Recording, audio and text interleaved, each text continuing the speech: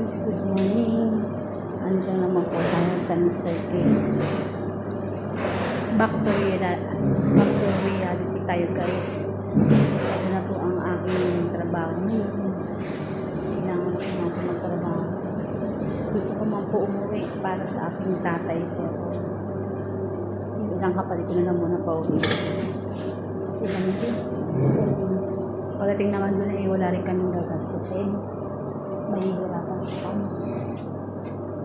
Kaya sabi ko, siya na lang muna umuwi para at least hindi pa naman siya nakaka-uwi. Masilip man lang yung si Papa. So, nakakabigla. Hindi ko man nalaman kung kaya ko. Tanggapin na lang po namin. Hindi po namin alam kung anong gagawin ko at wala po akong masabi.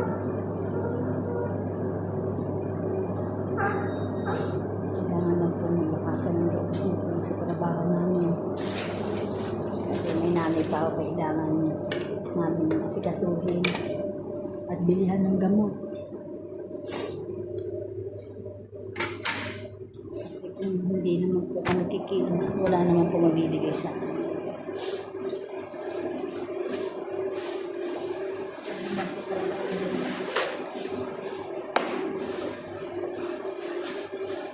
Hindi ko na po ginisip sa tatay ko bakit hindi siya nagsabi anong nararamdaman niya.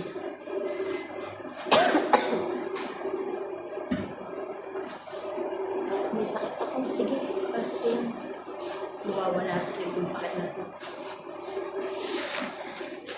Kailangan natin magtrabaho. Sakit lang yan.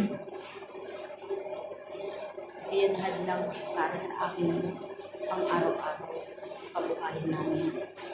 Sabi nga, sakit lang, kaya kitang labayan.